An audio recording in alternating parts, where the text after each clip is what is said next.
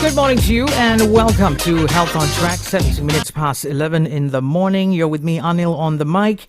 And on today's show, we're going to talk about HPV, the human papilloma virus. And, we thought that we should talk about this because it's important to know about HPV because it can actually lead to serious health issues like cervical cancer, and it can be prevented with early detection as well as vaccination. And to talk to us about that, I have on the phone lines Dr. Mardiana Omar. She's the Public Health Medicine Specialist at the Family Health Development Division of the Ministry of Health. Dr. Diana, good morning. Good morning, DJ Anil. How are you? I'm doing great, Doctor. I'm doing great. Yes. It's an absolute pleasure. Thank you very much. You're welcome. Thank you very much, TRAXXfm and DJ Anil, for inviting me to talk about the HPV immunization catch-up program. Absolutely. It's a pleasure's ours as well to have you with us on air and to talk to our listeners about and also enlightening them on this issue. So perhaps you can start off by giving us a picture and telling us what really is HPV, Doctor. So HPV is actually an acronym for human papilloma virus. It's a virus that infects our skin's inner layer and the mucous membrane. So actually, to date, there are more than 400 strains or types of HPV viruses. And among these, there are 13 types or strains of HPV viruses that are categorized as high-risk HPV infections. And these 13 strains of virus are associated with cervical cancer, vagina cancer, vulvar cancer, and also penis cancer. And for your reference, DJ Anil, 99% of cervical cancer cases were tested positive for HPV infections. And 70% of cervical cancer cases actually were caused by two types of strains, which is strain 16 and also strain 18. Okay. Now, touching on cervical cancer, where does Malaysia stand in terms of the number of cases that have been recorded, and how are we taking on this issue head-on first, so to speak? So, we had the latest data according to the findings from the Malaysia National Cancer Registry report from 2017 until 2021. Actually, the trend has reduced. Cervical cancer previously was at the third place, and now is at the sixth most common cancer among women in Malaysia. And if you see at the global level, we can see it is a similar trend, of which the cervical cancer now is at the fourth place, and previously it was at the third place. If you compare to the incidence rate means that the number of new cases, it has dropped from 6.2 to 6.0 among 100,000 of women in Malaysia. So if you have 100,000 of women in front of us, there's a possibility that six of them would get cervical cancer. And this improvement actually is associated with the HPV immunization program and also the early screening among women as early at the age of 30 years old, and also early treatment from detection from the screening. Okay. Now, I read that Malaysia has been running the NIP, which is the National Immunization Program, which provides immunization services to target groups that consist both children and also students as well. And HPV immunizations are actually in the NIP list, and it's given to students. So Dr. Diana, let us know, how can the HPV vaccine prevent any form of HPV infection, Doctor? So, HPV vaccines, how it works is actually it tricks the body into thinking that it has been exposed to the HPV virus.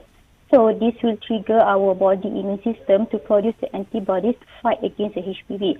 And these antibodies actually helps to clear out the infection from the body. That's how the HPV immunization works, Anil. I see. Okay, thank you very much for giving us a picture on that. Dr. Diana, we're going to jump in for a quick break. When we come back, we'll resume with our discussion on Health on Tracks concerning the human papilloma virus. You just stay on the lines for us, Doctor. All right, thank you. All right, today in Health on Tracks, I'm speaking to Dr. Mardiana binti Omar. She's the Public Health Medicine Specialist at the Family Health Development Division of Ministry of Health, and we're talking about the human papilloma virus and how we can catch up and protect ourselves from any form of infection. Don't go anywhere. Health on Tracks. We'll be right back.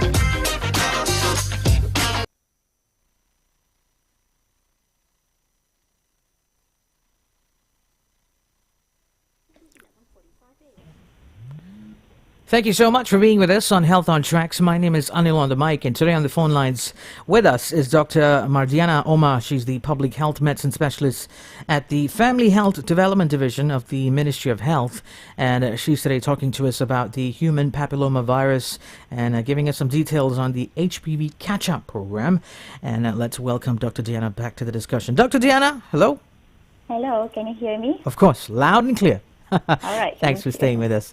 Now, Doctor, the National HPV Immunization Program, I understand that that's part of the NIP, as I mentioned earlier, and we know that it provides vaccines to students.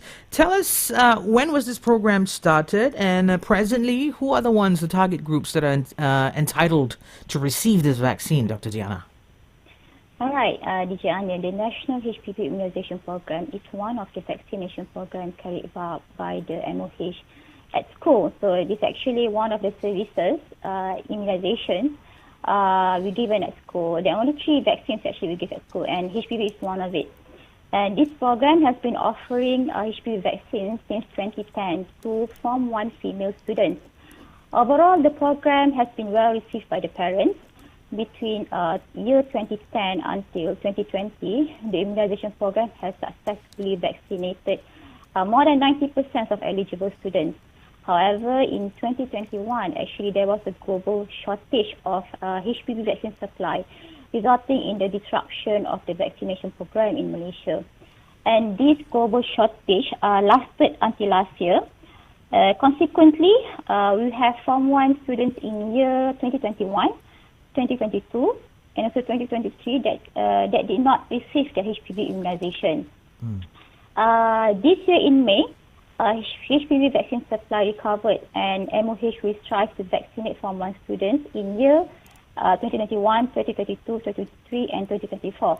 So actually, these kids they are from standard 1 until from Form 1 until Form 4. Okay. This vaccination drive is named the HPV immunization catch-up program. So this vaccination drive, if correct me if I'm wrong, you mentioned it began in the month of May, right now as we speak. It's actually, we never stopped the program. Okay. Because the program was carried out in small batches depending on the vaccine supply. Okay. So since actually this year we received the supply to its target quantity. But since 2023, there's a limited HPV vaccine received, and this vaccine actually was used to start vaccinating Form 1 female students from 2021 cohort. Okay. So as I stated to you before, in this May 2024, the vaccine supply has received to its target quantity. Hence, our team, through our school health team, will ramp up the vaccination rate of students groups that were missed out during the shortage period. And MOH will strive to provide this HPV immunization to this group before they finish their schooling years. So that is our focus for this year. Okay. So does that mean that this HPV immunization program is to provide vaccines to not only girls who are 13, but to other girls as well who are susceptible? So apart currently, MOH only provides free HPV immunization to 30-year-old female citizens. However, since the shortage period, if there are any female teenagers aged between 14 to 16 years old that have not been given any HPV injection, they will be vaccinated this year in school by the school health team as part of the HPV immunization catch-up program. Right. Okay. Now we got some clarity on that. Thank you very much, Dr. Diana. Dr. Diana, we're going to jump in for another quick break. When we come back, we'll discuss on some of the other aspects touching on the human papillomavirus. Just stay with us, Dr. Diana. All right, thank you. All right, today on Health on TRAXX, I'm speaking to Dr. Mardiana Omar. She's a public health medicine specialist at the Family Health Development Division of the Ministry of Health. And she's today talking to us about the HPV catch-up program. Don't go anywhere. Health on TRAXX, we'll be right back.